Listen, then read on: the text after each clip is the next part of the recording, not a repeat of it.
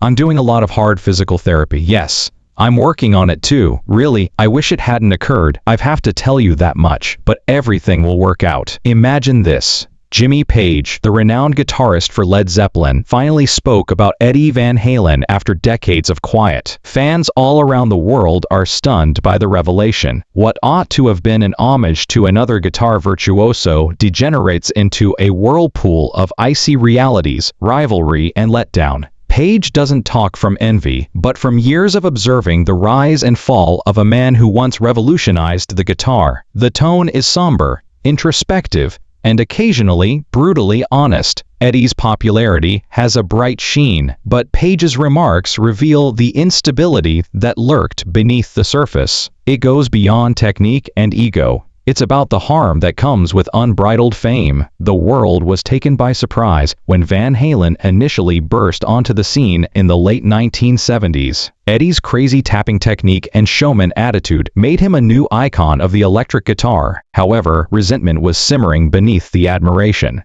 As Eddie's technique became the new fad, Jimmy Page, who was already a god of the instrument, watched. Rumors began circulating of Page rejecting Van Halen as too flamboyant, too showy, too dependent on gimmicks rather than soul. Eddie, meantime, wasn't afraid to make fun of others. He frequently made fun of the older guitarists, saying they were stuck in the past. What could have been mutual respect quickly turned into a silent, decades-long Cold War of pride and perception. In addition to being a prodigy, Eddie Van Halen was a guy plagued by darkness. There was a developing darkness, a labyrinth of addiction, uncertainty, and dread, hidden behind the dazzling brilliance of his solos and the self-assured smile that melted crowds. Imagine this. Eddie stood at the edge of the stage, guitar in hand, playing like a god, while feeling completely empty within. As the spotlights flashed and the audience roared, the more the world liked him, the deeper his demons dug too. Hair claws in, alcohol became his friend and his bane. What began as a means to calm nerves before shows soon grew into a habit he couldn't escape. The sound in his mind was muffled by each drink, but the surroundings became hazy as well. Fame added fuel to the flames. Unending tours, restless nights, and the never-ending push to surpass himself were all part of success. Eddie was falling apart by the middle of the 1980s. His previously acute concentration broke into fatigue and paranoia. Friends knocked on his home and found just quiet. Bandmates interjected, whispers about his mood swings, his disappearing actions, and his fury. The man who could make a guitar scream with vitality was silently breaking apart. The part where you play together is fantastic. It's not business as usual, after all. Regarding the Led Zeppelin members really performing and having a great time, it's all business as usual. Consider the harsh contrast. The genius who could electrify arenas but couldn't find serenity in his own flesh. His health began to deteriorate. His grin became infrequent, and the magic that had been so effortless suddenly had a cruel price. Jimmy Page's reflection on him wasn't only about art or rivalry, it was a melancholy recognition that the brightest stars frequently burn the fastest. Eddie Van Halen was fighting a battle that genius alone could never win beneath the legend. Day's disputes weren't just with competitors like Jimmy Page. He clashed with nearly everyone he came into contact with, as if he were magnetically drawn to chaos. One of the most erratic relationships in music history was his with the band's colorful frontman, David Lee Roth. Beneath their renowned performances was a flame of personal animosity, artistic disagreements, and ego fights. Imagine them in the early 1980s backstage. Eddie insisted that the band's music should speak for itself, while Roth demanded control over the group's image. Fights developed into shouting battles and sometimes physical confrontations. They would avoid each other for months on tour, speaking solely through intermediaries. Their feud didn't end when Roth departed in 1985. To the media, it erupted. Both men threw verbal grenades during interviews, which turned into battlegrounds and sustained their enmity for decades. Then, Sammy Hagar arrived, whose presence was meant to mend the scars caused by Roth. For a brief moment, chemistry worked. As Van Halen's sound developed, the band once more rose to the top of the charts. Peace, however, was fleeting. Eddie was immediately accused by Hagar of being emotionally unstable, manipulative, and paranoid. Eddie became fixated on minute minutia during recording sessions, which turned into tense standoffs as Hagar became more and more irritated. The band's cohesiveness broke down, and Hagar was also affected by Eddie's unpredictable actions when he departed. Eddie's storms also affected his brother, Alex Van Halen, who had supported him since he was a young boy. Their brotherly relationship frequently devolved into acrimonious conflict. When Eddie's temper or drinking got out of control, Alex had to act as both a drummer and a mediator. Their arguments were sometimes so heated that bandmates thought the brothers would never play together again. Eddie's disputes spilled over into the business realm outside of the band. He feuded with managers, producers, and even record executives who sought to rein in his unrestrained originality. Rumors circulated about Eddie's unwillingness to make concessions, late-night phone calls full of threats, and deals breaking down. His greatest asset and most damaging weakness was his notorious tenacity. By the late 1990s, Eddie seemed to live in a continual state of conflict, not only with others, but with himself. His relationships had been consumed by the anger that formerly drove his performances, and he had become estranged from the people he loved the most. The same fire that made him a legend also burned bridges. He was a man who could light up a stage with his brightness. Eddie's personal life was as tumultuous as his job. His union with Valerie Bertinelli, an actress, started out as a rock and roll movie dream. Two young icons caught up in fame, fortune, and romance. They were dubbed the golden couple of the 1980s by tabloid headlines, glitzy premieres, and backstage kisses. But there were already fissures behind the glitz. Eddie's addictions quickly turned the love tale into a protracted, agonizing struggle because fame brought temptation. Arguments over bottles and missed calls erupted from nights of laughter. In an attempt to save her family for their kid, Wolfgang, Valerie became a wife and caregiver while she watched the guy she loved go into smoke and noise. Eddie would disappear for days at a time, shutting himself in his studio and trying to perfect riffs that never seemed to be good enough. The studio became both his haven and his jail, a place where he could escape judgment, but not himself. Valerie frequently saw him dozing off with his guitar and an empty bottle close by, his brilliance hidden beneath fatigue and insecurity.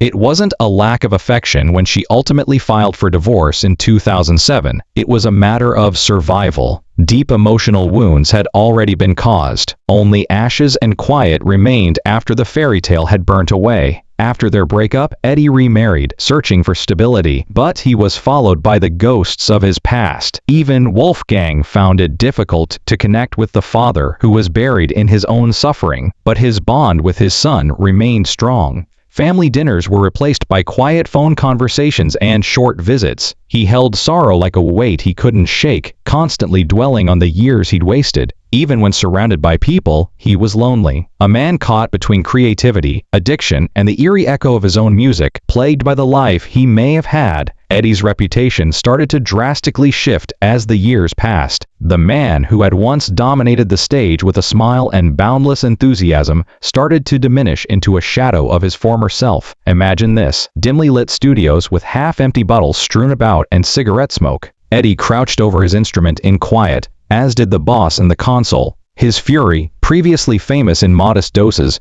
became a storm. Even close friends started to pull away, bandmates were cautious, and assistants talked of shouting tantrums. Insiders in Hollywood described erratic outbursts and destructive evenings. As his fame soured, he became ever more isolated. Eddie would disappear for extended stretches, isolating himself in his studio, refusing calls, and alienating even those who had stood by him since the beginning. There were more and more reports of canceled concerts, damaged hotel rooms, and broken equipment. Promoters expressed dissatisfaction at inconsistent behavior. Interviews were now despised by journalists who had once admired him. There was a man unraveling behind each curtain call. Physically, the toll was obvious. Years of drinking and drug usage left Eddie fragile and exhausted. Under the stage lights, his formerly contagious smile frequently appeared forced. He battled cancer, that appeared as unrelenting as his spirit had previously been, enduring excruciating operations and hospital stays. Despite his illness, Eddie made an effort to appear strong. Despite his shaking hands, he would still take up his guitar and perform. A poignant mixture of defiance and despair was reported by those who paid him a visit at the end. A legend battling to survive. There were also financial rumors. Mismanaged ventures, broken alliances, and litigation chipped away at his fortune. Eddie was formerly surrounded by devoted fans and bandmates. But these days he was only joined by a few devoted pals who would not leave him and ghosts from his past. Despite being helpful in many aspects, his second marriage was unable to fully free him from the loneliness that had been his constant companion. Eventually, cancer proved to be the harsh conclusion to his protracted decline.